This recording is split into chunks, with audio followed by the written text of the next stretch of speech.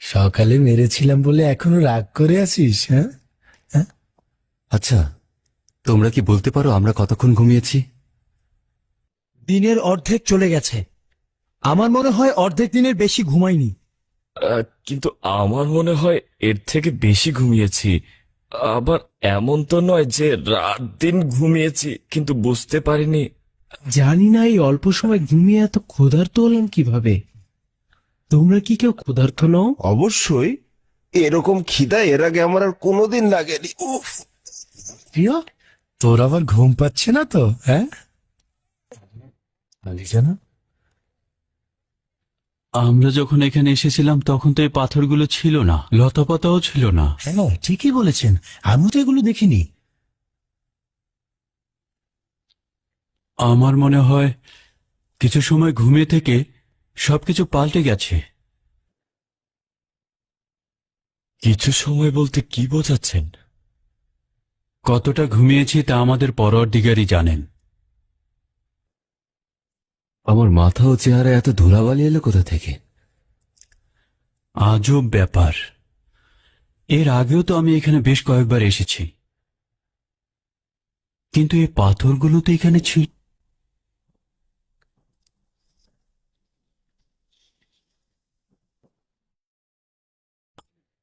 বন্ধুরা, আমরা এখন কি করে আমাদের ক্ষুধা মেটাবো? আফসোস, যদি সাথে করে আর একটু বেশি খাবার নিয়ে আসতাম। এখন এখান থেকে বাইরে বের হওয়া বিপজ্জনক। আমি যাচ্ছি, গ্রাম থেকে কিছুটা খাবার নিয়ে আসি। তুমি যাবে?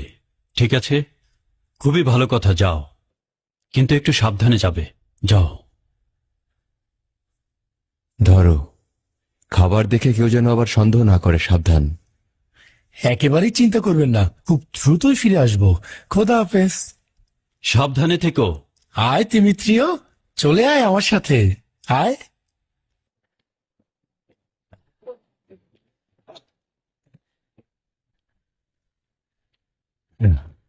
আয়, চলে আয়। আয় তিমিত্রিয়।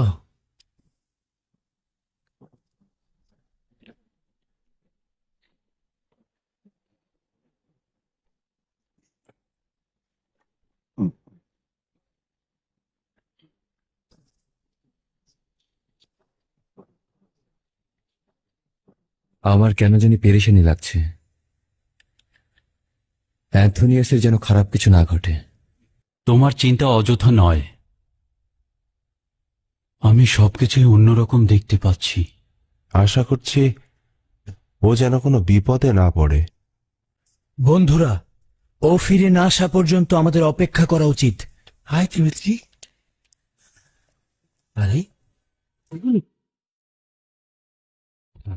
হ্যাঁ, কাউকে তো দেখতে পাচ্ছি না। ধ্বংস হয়ে গেল কিভাবে? এক রাতে সব ধ্বংস হয়ে গেল। হ্যাঁ, কি হলো দেখছি?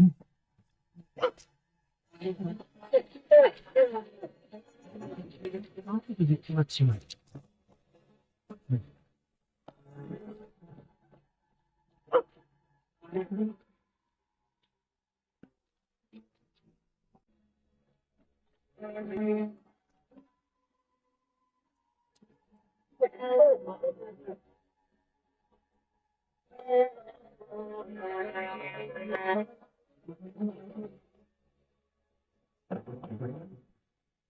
আলী জনাব, আলী জনাব, আলী জনাব, বাইরে সবকিছু পরিত্যক্ত হয়ে পড়ে আছে। তুমি রাগিম গ্রাম ধ্বংস হয়ে গেছে। আমি সত্যি বলছি, তুমি এগুলো কি বলছো? আমি নিজের চোখে দেখে এসেছি, বিশ্বাস করুন। মানে চলো তো একটু বাইরে থেকে আসি। আসুন আসুন, এই যে দেখুন, দেখুন। সত্যিই তো, এই গ্রাম তো মনে হচ্ছে পরিত্যক্ত হয়ে গেছে। ওখানে তো কাউকেই দেখা যাচ্ছে না। আসলে তো গ্রামটা একেবারেই ধ্বংস হয়ে গিয়েছে। আমি একেবারে কাছে থেকে দেখে এসেছি, সেখানে কেউ নেই। ওখানে তো কাউকেই দেখা যাচ্ছে না। আসলে তো গ্রামটা একেবারেই ধ্বংস হয়ে গিয়েছে। আমি একেবারে কাছে থেকে দেখে এসেছি, সেখানে কেউ নেই। মনে হচ্ছে শহরের রূপটাই পড়ে রয়েছে, একটি বাড়িঘরও ভালো নেই, সব ধ্বংস হয়ে গেছে। কি ব্যাপার, কি এমন ঘটলো? কারা এই কাজটা করলো? কোথা থেকে জানবো? হয়তো ডিওক্লেটিয়ানুসের সিপাহীদেরই কাজ হবে। কিন্তু ওরা তা কেন করবে? সম্ভবত আমাদের খুঁজতে ওরা এখানে এসেছিল এবং আমাদের কোনো নিশানা না পেয়ে সবাইকে নির্যাতন করে বাড়িগুলো ধ্বংস করে দিয়েছে। আমরা এখানে না আসলে ওদের আর এই অবস্থা হতো না।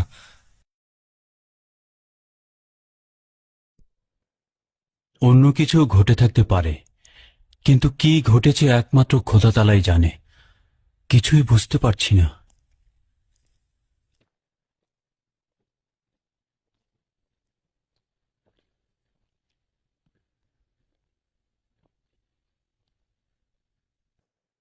আসলেই কোনো কিছু ঠিকঠাক মতো নেই।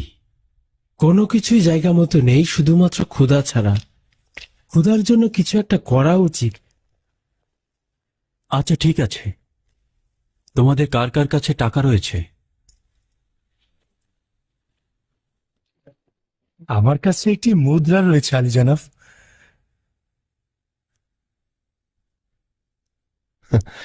আমরা যে কজন আছি তার মধ্যে অ্যান্থোনিয়াসই তো দেখছি সবচেয়ে বেশি ধনী। আচ্ছা, কোথা থেকে খাবার সংগ্রহ করবেন? ফিলাডেলফিয়া কোলাহলপূর্ণ শহর। এই শহরে ঢুকে খাবার সংগ্রহ করে ফিরে আসা সম্ভব। কিন্তু এটা খুব বিপজ্জনক কাজ। উপায় নেই, অন্যথায় ক্ষুধার জ্বালায় আমাদেরকে মরে যেতে হবে। কিন্তু আমাদের মধ্যে যেই শহরে প্রবেশ করবে সে সাথে সাথে গ্রেফতার হবে, কোনো সন্দেহ নেই। আমি যাব, কেউ আমাকে চিনতে পারবে না। যাবে ভালো কথা, কিন্তু তুমি কি জানো কোথা থেকে হালাল খাবার সংগ্রহ করবে? এটা অত্যন্ত গুরুত্বপূর্ণ। আমাদের কোনো হারাম খাবার খাওয়া উচিত নয়। না, জানি না কোথা থেকে হালাল খাবার সংগ্রহ করব। আচ্ছা ঠিক আছে, আমি নিজেই যাচ্ছি। জনাব ম্যাক্সিমিলিয়ানুস, আপনি হচ্ছেন আমাদের সবার নেতা। আপনি একা একা কেন খাবার আনতে যাবেন? ঠিকই বলেছে, আপনি অনুমতি দিলে আমিও যাব। না না, যত বিপদই আসুক উপায় নেই।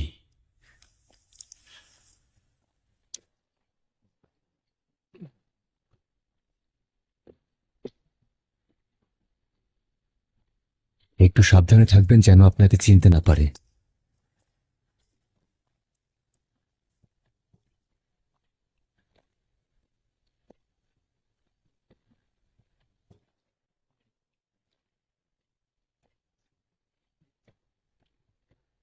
আমরা আপনার জন্য চিন্তায় থাকবো জনাব ম্যাক্সিমিলিয়ানুস, জলদি ফিরে আসবেন। চেষ্টা করব আকাশ অন্ধকার হওয়ার আগেই ফিরে আসতে। ফিরতে না পারলে রাতে শহরেই অবস্থান করব। আর যদি না ফিরি তবে গ্রেফতার হয়েছি ধরে নেবে। এটা নিশ্চিত থেকো যে আমার মুখ থেকে কিছুই বের হবে না। তোমরা নিশ্চিন্তে থাকো। খোদা হাফেজ। খোদা হাফেজ।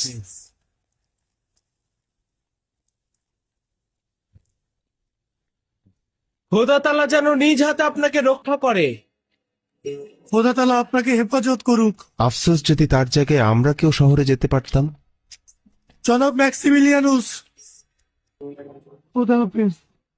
নিজের দিকে খেয়াল রাখবেন।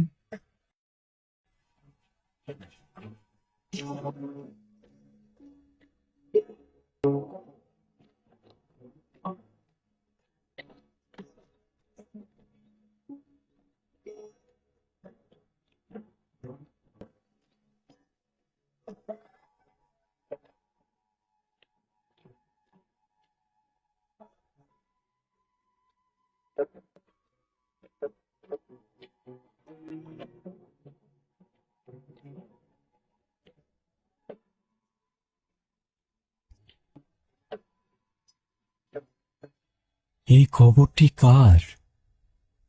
আগে তো দেখিনি। ভুল পথে আসলাম না তো?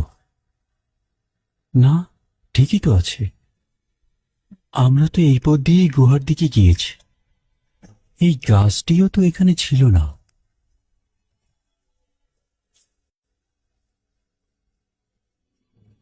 এ খোদা, তোমার নিকট পানা চাইছি।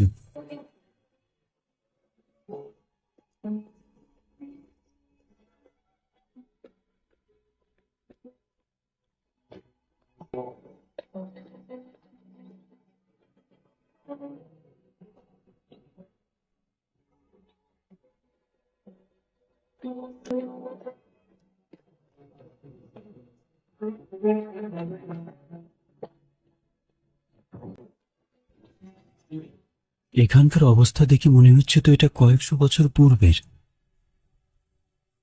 এক রাতে এমন হওয়া সম্ভব নয়।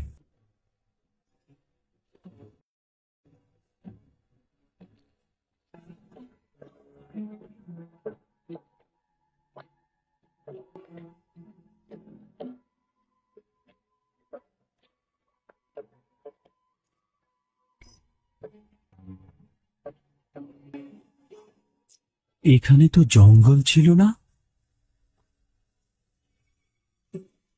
এই গাছগুলো কবে জন্মালো?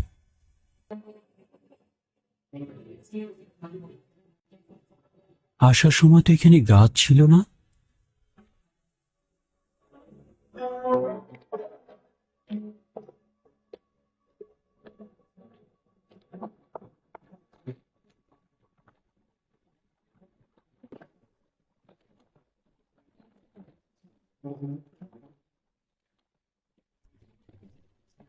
কি আজব লেবাস পড়েছে।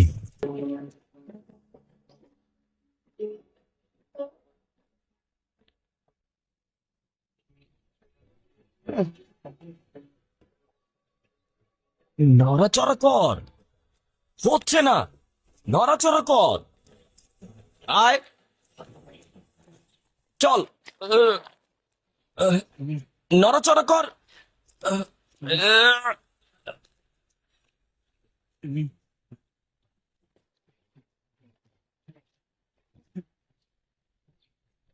সাহায্য করব?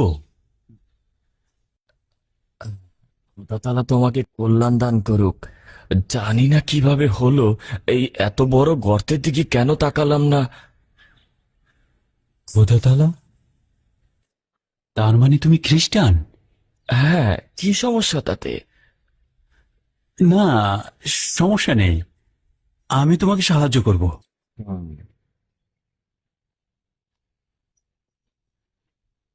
সামনে যাও, লাগামটি টেনে ধরো।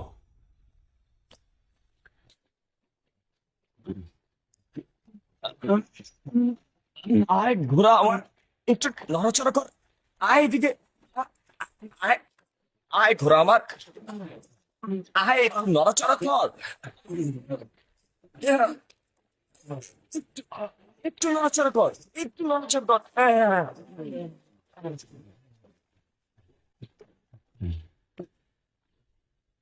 তোমার সাহায্যের জন্য তোমাকে শুক্রিয়া। কোনো ধন্যবাদের প্রয়োজন নেই, দিনী ভাইকে সাহায্য করা আমার কর্তব্য। খোদা হাফেজ। খোদা তোমার হেফাজত করুক।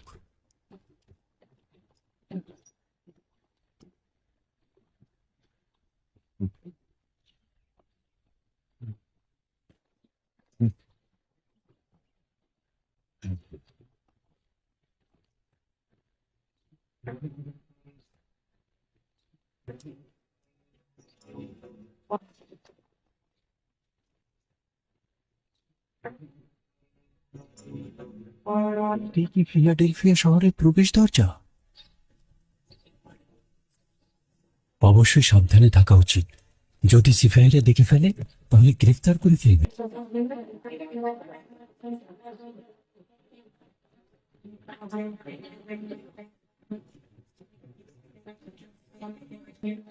এখানে গাছ,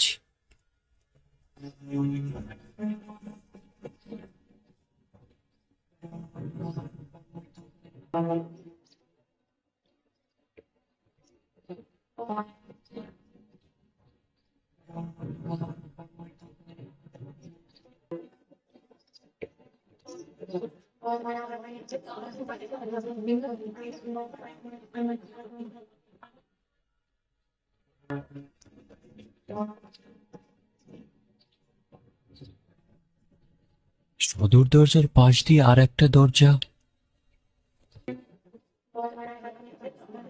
আবার কখন তৈরি হলো? একদিন পূর্বেও তো এই দরজাগুলো ছিল না। এই খোদা সাহায্য করুন।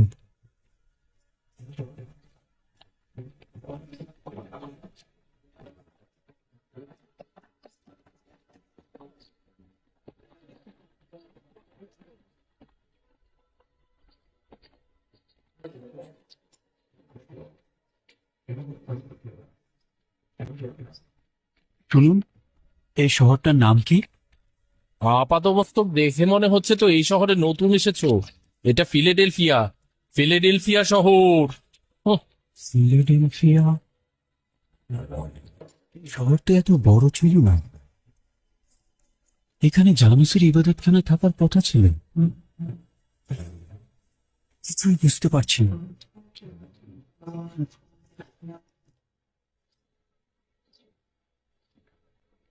দাওনি আমার টাকা, তুমি দাওনি দিয়েছি। আমার টাকা ফেরত দাও। খোদার কসম আমি তোমাকে আমি বলছি দাও। আমি কি মিথ্যা বলছি নাকি? অবশ্যই তুমি মিথ্যা আমার টাকা ফেরত দাওনি। আমি দিয়েছি। টাকা এখন ফেরত দাও। খোদার আমি আমার কসম টাকা আমি ফেরত তোমাকে চাই। টাকা দিয়েছি। তুমি দাওনি আমার টাকা। ঝগড়া করছো কেন? ঝগড়া করলে কোনো কিছুর সমাধান হবে না। কি হয়েছে খুলে বল। আমি ওকে টাকা দিয়েছি, কিন্তু ও আমার টাকা ফেরত দিচ্ছে না। আমি দিয়েছি। আমার টাকা দাও, আমি ফেরত চাই আমার টাকা। খোদার কসম আমি তোমাকে টাকা তুমি দিয়েছি। কেন বলছো আমার টাকা দিয়েছো আমাকে? তুমি খোদার কসম করে বলতে পারবে আমার টাকা দিয়েছো? অবশ্যই কসম কেটে বলতে পারবো আমি তোমাকে টাকা ফেরত দিয়েছি। আমি দিয়েছি। দাও বলছি আমার টাকা, মিথ্যে বলো না। আমি কতবার বলবো তোমাকে টাকা আমি ফেরত দিয়েছি। তুমি মিথ্যে বলছো, একদম মিথ্যে বলছো না আমার সাথে। থামো আমার না। টাকা দাও, কি করছো তোমরা? আমি আমার টাকা চাই। হে মরিয়ম মুকাদ্দেস, তোমাকে সাক্ষী রেখে বলছি আমি তোমাকে টাকা ফেরত দিয়েছি। আমি ওকে টাকা দিয়েছি, কিন্তু ও আমার টাকা ফেরত দিচ্ছে না। খোদার কসম আমি তোমাকে টাকা দিয়েছি। এই ঈসা ইবনে মরিয়ম, কি শুনছে?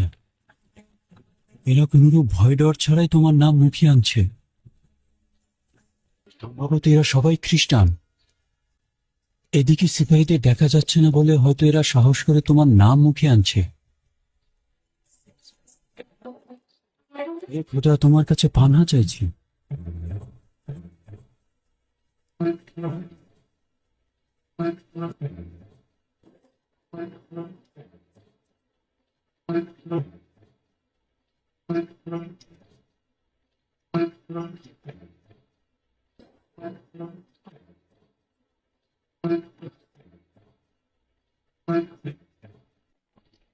বেহেশত ও জাহান্নাম বলে কিছু নেই। বেহেশত একটা শান্তির কল্পনা মাত্র। যারা শান্তির আশায় এখন কষ্ট সহ্য করে যাচ্ছে, তারা মৃত্যুর পর এসব কিছুই পাবে না। মৃত্যুর পরে একজন মানুষের প্রাণহীন পচে যাওয়া দেহ কিভাবে জীবিত করা যায় আপনারাই বলুন। মৃতদেহের মধ্যে নাকি আবার জীবন ঢুকিয়ে দেওয়া হবে। এটা একজন বিবেকবান ব্যক্তি কিভাবে মেনে নেবে? তোমাদের মধ্যে কি এমন কেউ আছে যে উপযুক্ত প্রমাণ দ্বারা আমার যুক্তি খণ্ডন করবে? কেউ থেকে থাকলে তাকে স্বাগতম জানাচ্ছি। আমি বিতর্কের জন্য প্রস্তুত রয়েছি। আমার খোদাগণ এবং তোমাদের খোদার কসম, কিয়ামত ও পরকাল বলতে কিছুই নেই। মৃত্যুর পর কেউ জীবিত আজব হবে না। ব্যাপার। তুমি এমন কিছু নিয়ে কসম খাচ্ছ যা তুমি নিজেই জানো না। কি বলতে চাও? আচ্ছা, তুমি কি কসম কেটে বলতে পারো যে দরিয়ার মধ্যে দরিয়ার পরি থাকাটা একেবারেই অসম্ভব? এখন পর্যন্ত এর কোনো অস্তিত্ব খুঁজে পাওয়া যায়নি। দরিয়ার পরি একটা কল্পনা মাত্র। কথার জবাব দাও। তুমি প্রমাণ করতে পারবে যে দরিয়ার পরীর কোনো অস্তিত্ব নেই? না, আমি তো সমস্ত দরিয়া খুঁজে দেখিনি, কিন্তু এটা যে আছে তা তো কেউ প্রমাণ করতে পারেনি। আচ্ছা, তুমি কি ভিন্ন কোনো দুনিয়া থেকে এখানে এসেছো? না, ভিন্ন দুনিয়া বলতে কিছু আছে তা আমি বিশ্বাস করি না। বুঝলাম, তুমি ভিন্ন কোনো দুনিয়া থেকে আসোনি। আচ্ছা, অন্য কোনো জগতের কোনো মুসাফির বা কোনো সাক্ষীর সাথে কি তোমার মোলাকাত হয়েছে?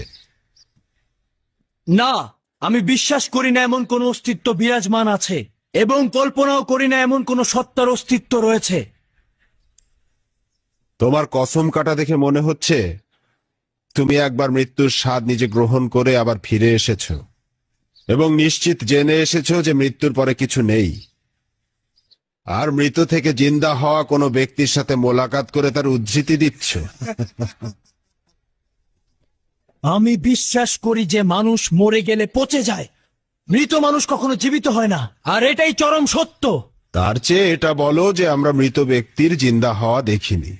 আর এটা মিথ্যা যে অগণিত আম্বিয়া তাদের ঐশী ক্ষমতার বলে অসংখ্য মানুষকে জিন্দা করে তুলেছেন। আমি নিজের চোখে যা দেখিনি তা কখনোই বিশ্বাস করব না। তুমি ভাবছো খোদা তাআলা তার অস্তিত্ব প্রমাণের জন্য সকল মৃত মানুষকে জিন্দা করে তুলবেন?